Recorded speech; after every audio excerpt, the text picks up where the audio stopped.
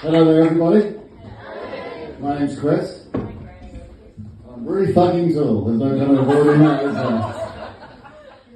I'll tell you, I've always been this tall. I didn't have a growth spurt. I didn't blossom. When the doctors delivered me, they did it like this. It's a bit like a magician pulling some handkerchiefs from his sleeve. Whoa! Hoopla! My favourite part of this story was when I actually sort of said to my mum, it's a boy! But tallness doesn't even run in my family.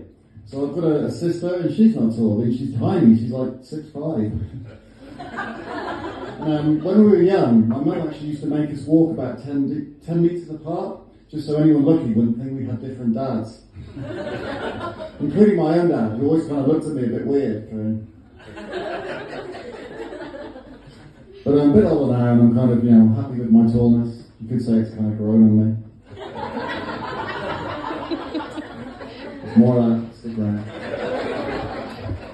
But, my wife really appreciates how tall I am, because when I met her, she was stuck up a tree. And we have a daughter, but sadly we're not very close. I mean, she's tiny, she's 3 foot, I can't reach her. But it's true what they say. I mean, kids do change your life. It really makes a difference. I mean, my daughter's 6, which means for 6 years I've not watched a fucking thing I want to watch on TV. It's just like wall-to-wall kids telly. And I'm out of the loop. I haven't seen the news in all that time. So like the other day I was talking to someone, I hadn't realised that Theresa May was no longer the Prime Minister. I look like a fucking idiot. I've got a good feeling about Boris Johnson.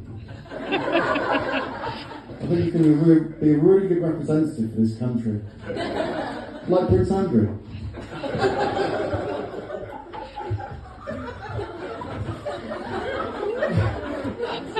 But I do have to bear some responsibility for all the kids' TV. It's kind of my fault a little bit. Like, I bought the TV a few years ago, set up all the parental controls, and I've lost the fucking manual. So, of an evening when my daughter goes to bed, it's like me and the wife settle in for a bit of Netflix and chill. No, it's Netflix and sing-along. You kind of have to pick it up as well, so you don't look so bad, hey, season 6 of Polly Pockets just dropped. I hear it's better than Breaking Bad. But my daughter watches that show Paw Patrol. Yeah, we got a cheer or some recognition. If you haven't seen it, I'll just kind of explain it to you. Imagine a town where all of the emergency services have been stripped back to one boy and his 6 dogs. And isn't that kind of what our government's trying to do anyway? I'm sort of watching it going, is this a fucking documentary?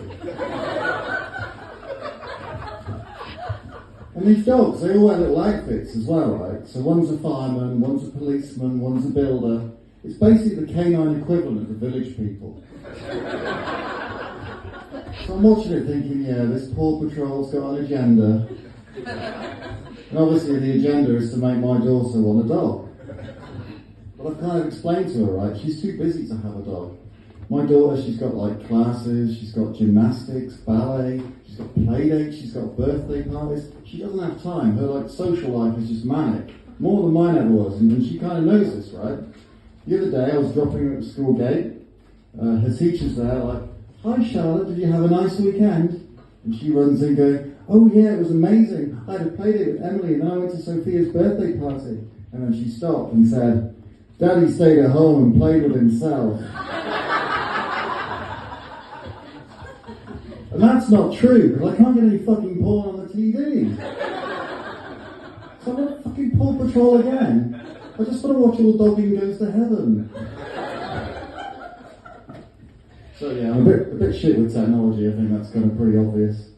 The one that always catches me out is predictive text. So I can never seem to get a handle on that. I'll give you an example. The other week I was going to meet a friend. It was one of those days. It was really hot, really nice weather. So I was kind of taking my time. And my friend texted me, "Oh, you're lost." He's a bit of a joke. And so I texted back, "Oh, sorry, it's a nice day. I just thought I'd go for a wank by the canal." Why did it predict I'd want to say that? But luckily I was meeting my mate in Kingston, which you know is just by a river. It's not bollocking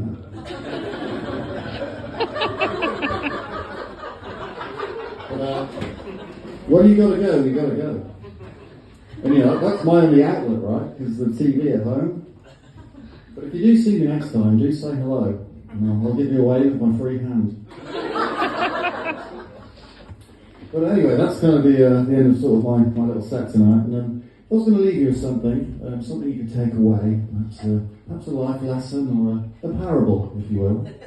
It'd be this, and it sort of that goes back to the time when, before me and my wife were married, we were kind of dating and kind of living together as well. And I hadn't kind of proposed yet, but she was kind of dropping a load of hints, and it was kind of in that sort of period. And I was walking home one day, and she sent me a text.